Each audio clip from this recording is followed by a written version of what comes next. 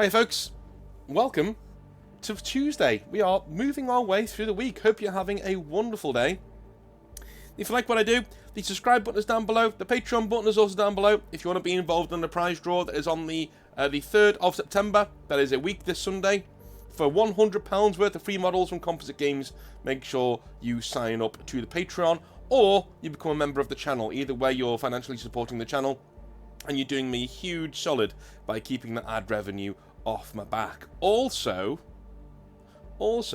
if you are getting any more models over the next few weeks, make sure you use Composite Games down there. Or, and I really can't stress this enough, if you don't use Composite Games, go to your local small store, you know, a non-Games Workshop store, and go and help them, go and aid them, go and make sure that they're keeping their heads above water by making sure you support your local retailers. They're incredibly important to our hobby and keeping people coming in and interested in what we do. So, if you're going to do that with Composite Games, use the promo code Northern Exile down below to get yourself 5% off your order at checkout. I don't get any money from that, but I do get money that goes into a pot for which I can pay for things like, as we do, the prize draw and stuff like that, right? So, moving onwards, this is a rant video, as you all know. I do rant videos on Tuesdays and Thursdays, if I'm going to do them. And last week was a bit mental, because I was going away over the weekend and didn't really have time to adjudicate a schedule as such.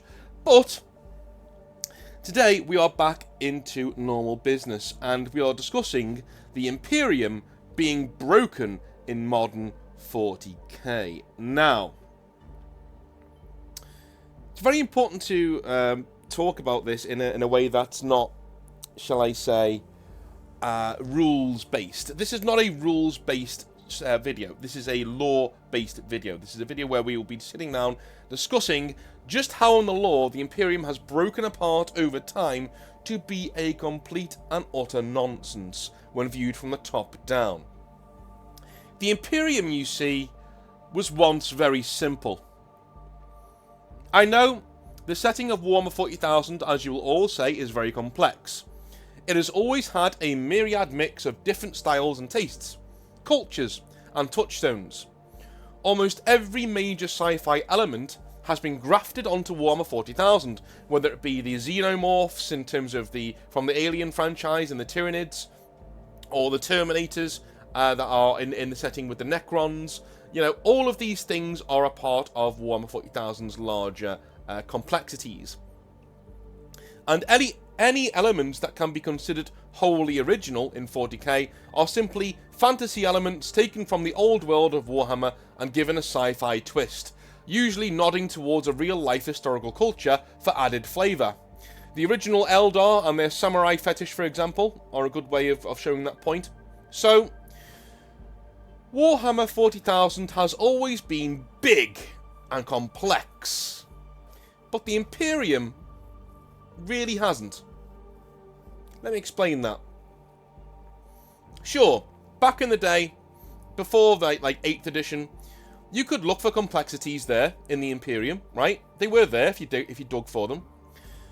There are different sects in the Inquisition, for instance. The Ecclesiarchy is as complicated as any real-life church. Taxation systems are wild, and we've only really seen the Imperium functioning as a normal state in the Eisenhorn books, hence the love for those books.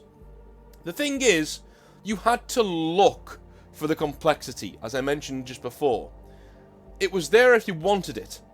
The interscene politics within this beast of a state, but if you boiled the Imperium down, as most people did, you got two things. One, the Emperor protects. What do we mean by that? Well, we mean that the Imperium follows the Emperor as a god. That's what they do, right? He is the be-all, end-all of their happiness and everything to do within the Imperium. They believe everything that is good about the universe is human, and the Emperor is the ultimate human. And not only that, he is a god. That's what the Imperium believes. That's number one. Very black and white. Number two, death to all things not human or geared towards the Emperor as a god. That's it, right? Anything not human should perish, should die, should be exterminated, should be gone. Anything that even deviates from the human model should be gone. That's really it. And that was a massive strength to the setting. Because the Imperium is so grim, dark, unrelenting, and angry that it becomes cool. It does that thing of when something becomes so uncool that it goes onto the other side of the spectrum again and becomes really cool.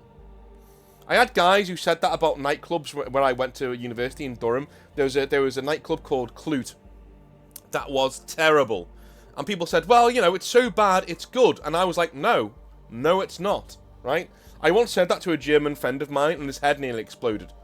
He was like, 9, it's bad. It can't be so bad it's good, it's just bad. And I know. But in the Imperium, that's true. It is so cheesy and wannabe edgy that it transcends that and becomes cool again. The Imperium become the good guys through sheer lovable lunacy.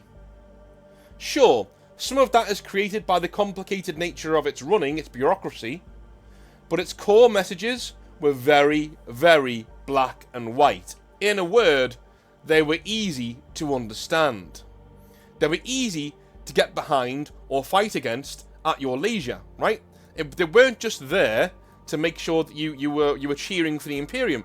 They were banking on, Games Workshop were banking on a lot of people looking at the Imperium and going, wow, that's kind of bullshit, I don't want to be a part of that. And so they go and do another army. The Imperium was the perfect centre faction for this setting. It was the centrepiece, it was the counterpoint around which all other things spun. One of the main cool bits of lore people liked to write back in the day, back in 7th edition and before then as well, were forces that were loyal to the Emperor but traitors to the Imperium. Soul Drinkers, for example, you know? They are loyal to the Emperor, but they are against what the Imperium has become. And I always thought that if a Primarch ever did return, they would fall into this category. We would have this really amazing story of how the Imperium is really powerful now. Even more powerful than it was in the Emperor's day, because it's much, you know, it rules the entire galaxy, let's be honest. And so when a Primarch comes back, they're like, no, you're not a real Primarch, and they try and fight them. And so you now have this amazing, you know, story of the heroes returning, but nobody really wants them anymore, you know? It's like the last gunslinger kind of thing, coming back into town to set things right. How cool would that have been? But no. We'll get into that a bit later. There was a very interesting juxtaposition at the heart of the Imperium. The setting would ask you, as a player or reader, the following. Hey, do you like sci-fi stuff? Do you like grimdark stuff? Okay. Here is a line.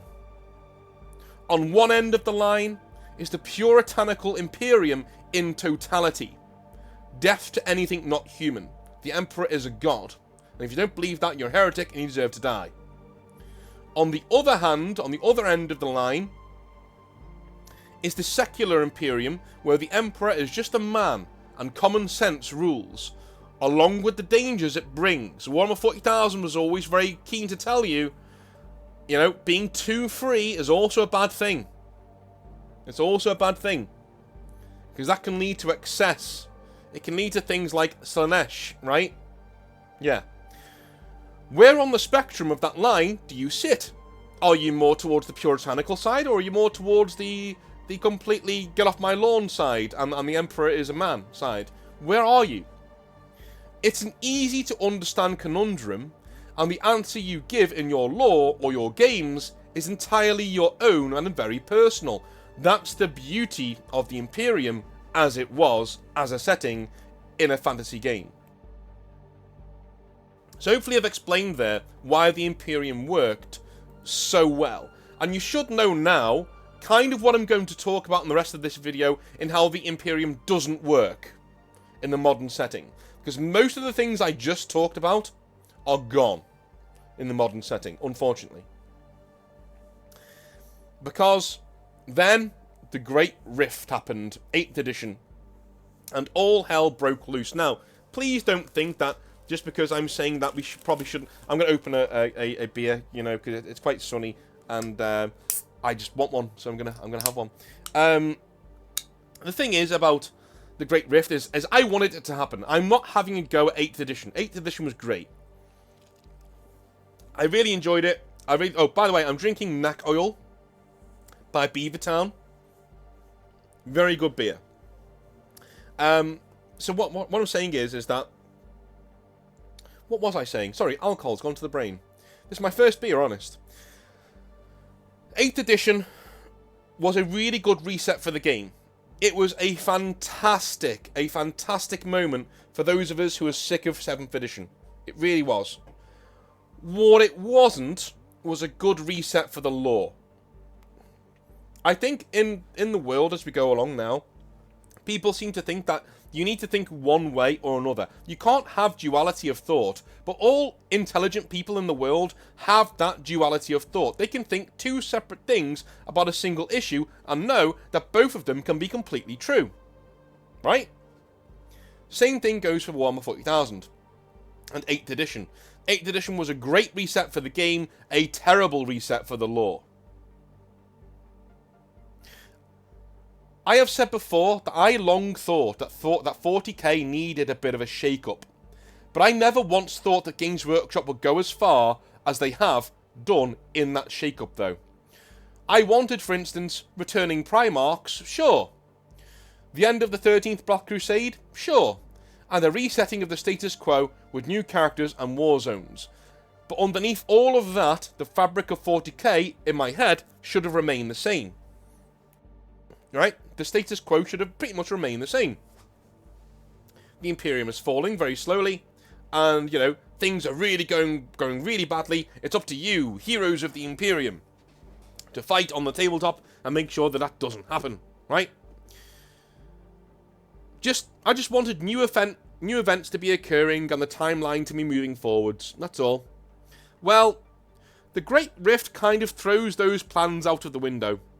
Now, events take place literally everywhere, all the time. Borders mean nothing. Angron can just show up in a random place, wreck stuff and leave, and there is no ceremony or lead up to it.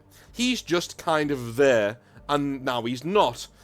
And that's before we get into the meat and potatoes of this video, what the Great Rift and the advancing of the setting did to the Imperium. We take away all of the stakes, guys. If you look at the Arcs of Omen thing, what a load of fucking nonsense.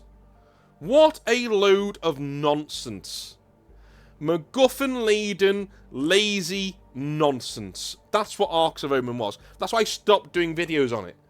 I read the last two, I thought, this is shit. I don't want to cover this, and I didn't do any more videos on it. It was terrible, and you know how much of a lore guy I am. And even I was like, nah. This sucks balls. This like it was written by a 5-year-old, or like a GCSE student just learning what a Deus Ex Machina is, right? That was what the Arcs of Omen was, and Angron just showing up in that series was just terrible. If you're a World Eaters fan, I'm really sorry. You deserved much more of a ceremony and a big ba-ba. You know, here is Angron. Yeah, you deserved that moment. What you got was a wet fart. That's what you got. He just turns up, goes, ugh, hits something, explodes, back to square one. And now apparently he can come back wherever he wants. Why? Why? The coolness of Angron is that he has limitations. It's the same thing with magic systems. A magic system is only as interesting as the limitations placed upon it. The same thing goes for demons and Primarchs. They are only as interesting as their key limitations. Superheroes are the same. A superhero is only as interesting as their main flaw.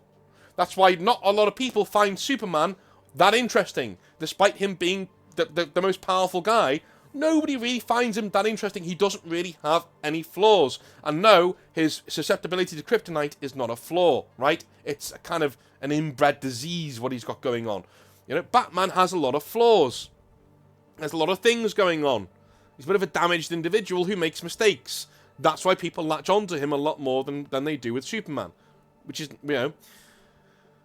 Again, duality of thought. I'm just going to say this right now. Batman can't beat Superman in a fight. It just can't happen. No, don't be so stupid. But Batman is more interesting than Superman. Done? Right, good. Moving on.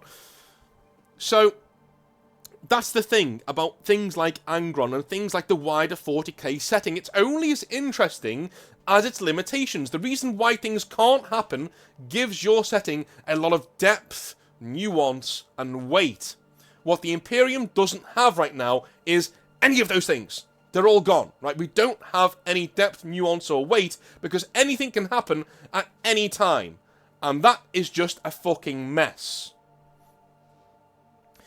Instead of introducing an issue and having the players make up their own minds, we now have Games Workshop hurling event after event after us, like, that are not very well thought up or written.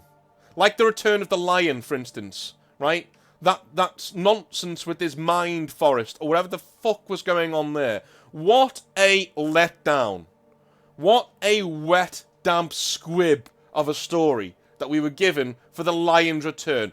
Are you shitting me right now? We had 30 years of build-up to that shit. We had the lion sitting there asleep at the centre of the rock for 30 years of writing time. And you give us this. He has a dream and wakes up somewhere, and then has another dream and wakes up somewhere else. Are you shitting me right now? You literally set up the perfect return and then decided not to do that. Alright, fine. Fine. Clearly you know more than me. Ay, ay, ay. And they all have characters within the Imperium acting like they have some sort of severe schizophrenia. Even the Imperium itself and its systems act this way. Now, instead of having a surface-level description of the Imperium's core tenets and complexities that then let you fill in the blanks if you want to, instead, we have detailed theological and spiritual discussions about what the Emperor is, if the Ecclesiarchy is right, how the Primarchs fit into this era, and so on and so on. Whilst interesting, fair enough, it's exhausting.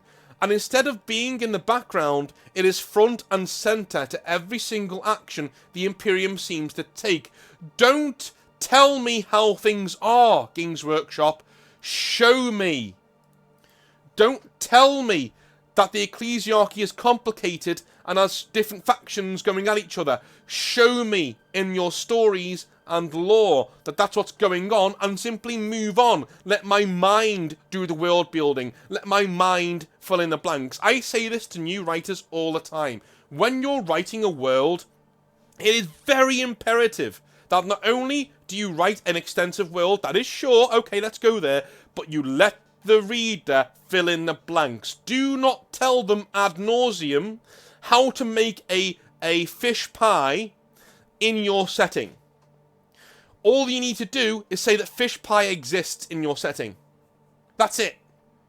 Don't tell them how it's made. We don't need to know. Let the player, let the reader figure it out for themselves. And in doing so, they bring an ownership of your setting that is gold dust. You know what that is? It's investment in your setting. And we don't have it in 40k anymore. We did before 7th edition. Because not every single little fucking thing was described to us and explained ad nauseum. It wasn't. We were told what the Ecclesiarchy was. We were told what the Warp was. We were told what the Emperor was. And what certain people think he is. And we moved on. We moved the fuck on. Not anymore. If you've read the new Leviathan book, you know exactly what I mean. Not anymore. It's all there for you in black and white. Ad nauseum. And they never stop fucking talking, these people. They're always talking to you about geeky stuff that you don't care about. I do not care about how a starship works in 40k. I don't. Put that stuff somewhere, in a book somewhere, or on a wiki somewhere. I'm sure those of you who are nerdy enough to go and read it, that is for you. No problem. But don't put it front and centre. It's exhausting. We don't care about it. We care about the boilerplate discussions. What's going on in your setting?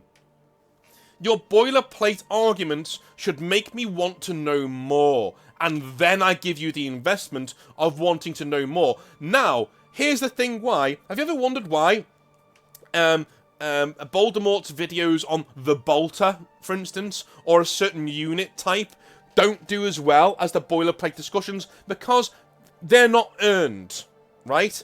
When you throw them up on your main channel and you go, here we go, bang, here's a 1 hour discussion on a Bolter. Nobody cares. Nobody cares. The only people who care are the people who invested in that and went, oh, I love the setting, let me get in there. But it's not the boilerplate discussion. You want 5 things at most as your fantasy setting, boilerplate discussions, and then you move on. You let people get invested, you let them make their own interpretations of what's going on, you let them argue amongst themselves. I did exactly the same thing with the Iron Talons. I gave the clues out there, and I let people in the comment section argue amongst themselves. I never give solid, concrete answers. I give you the breadcrumbs, and I give you all the breadcrumbs you need to find the answer, and then I wink at you. And I move on. That's what good 40k lore is, and we are losing that. Games Workshop these days, with the Arcs of Omen, and things like that, they're telling you what's going on. They're not showing you what's going on. That is a thing. Writers often don't really... They always say, ad nauseum, show don't tell, but they don't realise what that actually means. Okay?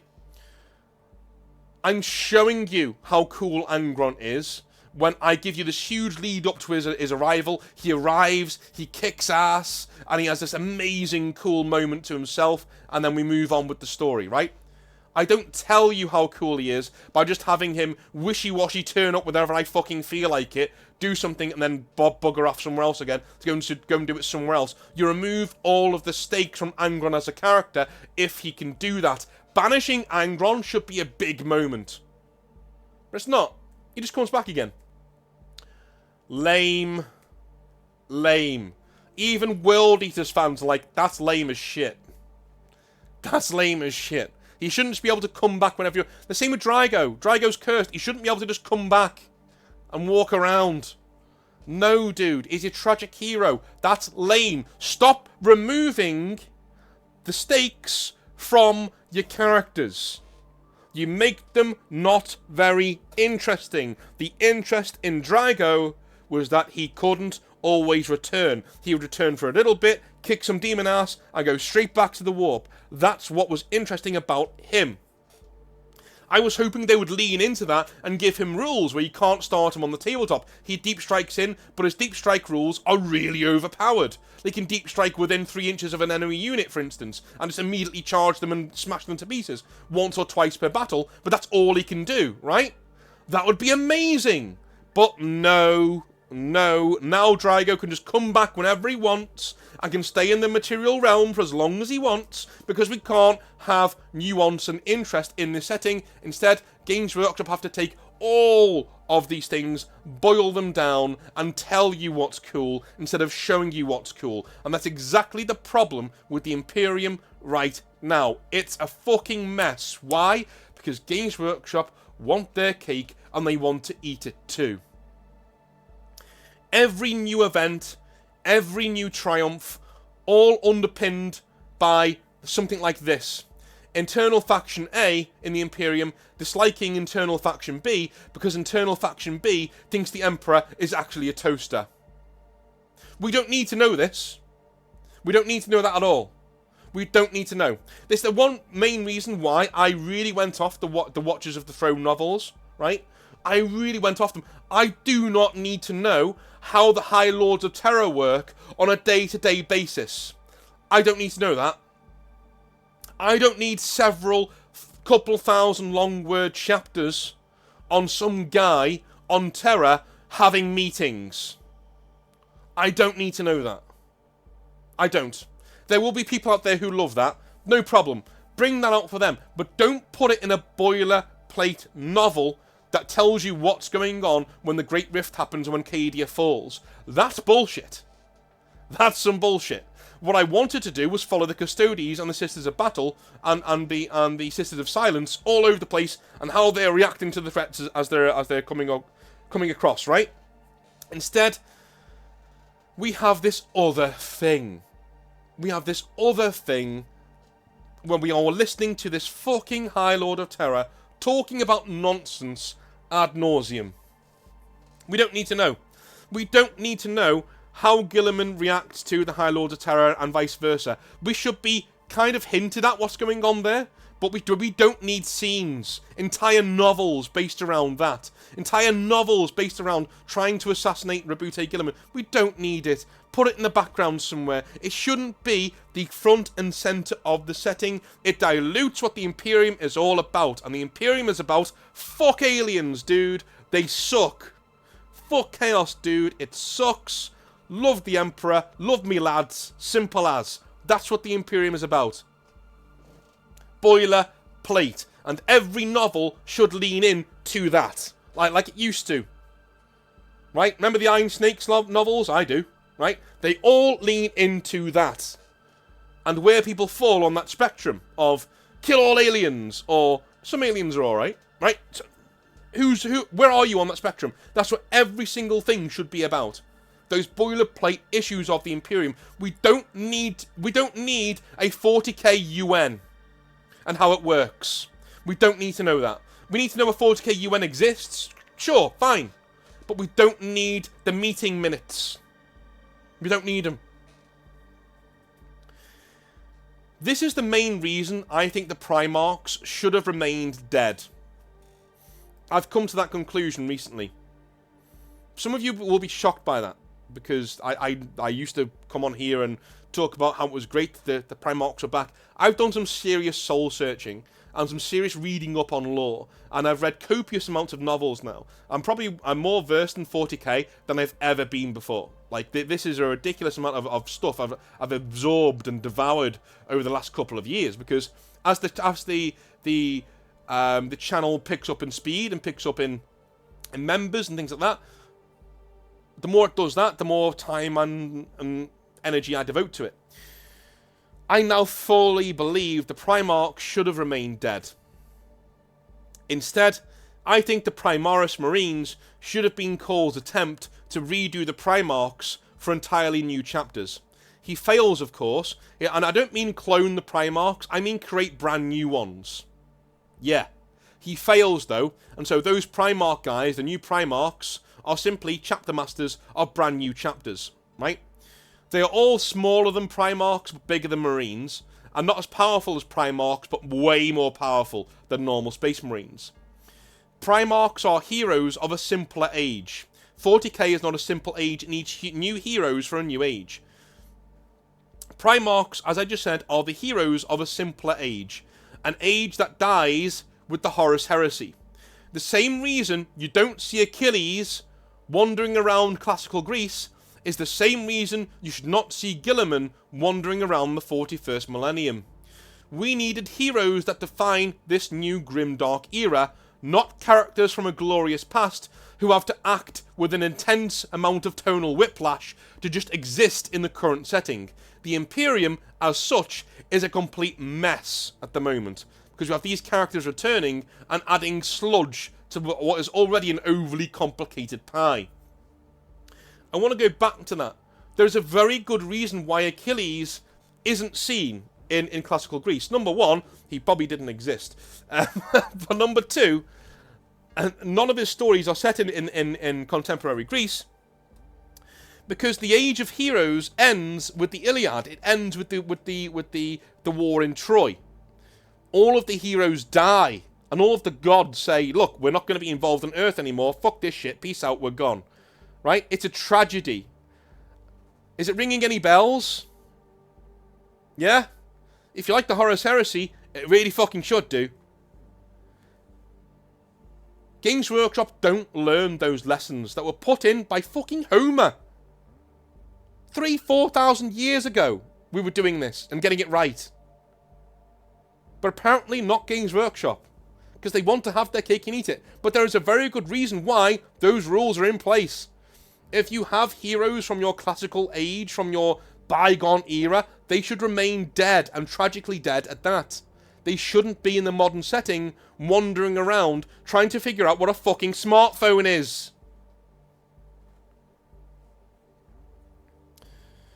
The amount of competing factions that are running for airtime in modern 40,000 Imperium is quite frankly disturbing. We have the Inquisition being its confusing self, but with all of its myriad factions now being fully explored. We have Space Marine chapters disagreeing over the Emperor and coming to blows over it. Hello, Black Templars. We have Primarchs bending over backwards to fit into the current setting, adding to the confusion and the sheer mental work it takes to fit them into their current chapters. And we have borders that make no sense. Who owns what with the Great Rift there? Where? Is that changing from time to time? Who knows? Who cares? The Great Rift was the age of Sigmarification of the Warhammer 40,000 universe. And I stand by that. All the stakes are removed. Constant wars for no reason, where everybody fights everybody, the end. This is not a setting anymore. It's a vehicle to sell your fucking models. And that's not why 40k was cool in the first place. 40k was cool because 40k was cool, and it also had a model game in there. Now, it's just a vehicle to sell your shit. What do you think? Have it gone too far? Do you agree that the waters are muddied beyond recognition now, and it's really hard to get invested into 40k and the Imperium at large because they seem to just want their cake and eat it? They seem to just want to explain everything ad nauseum and take away the mystique and the mental legwork that it takes to actually get involved in 40k. Do you agree with me, or am I being too harsh and pedantic? Am I being just a really angry, silly neckbeard who should just get on with my life and buy the models? I don't know. Let me know in the comment section down below. I love you all a long time. I will speak to you tomorrow for some more hobby nightmares. We have some doozies tomorrow, guys. There are some good ones. Love you all a long time. See you then. Have a good one. Bye.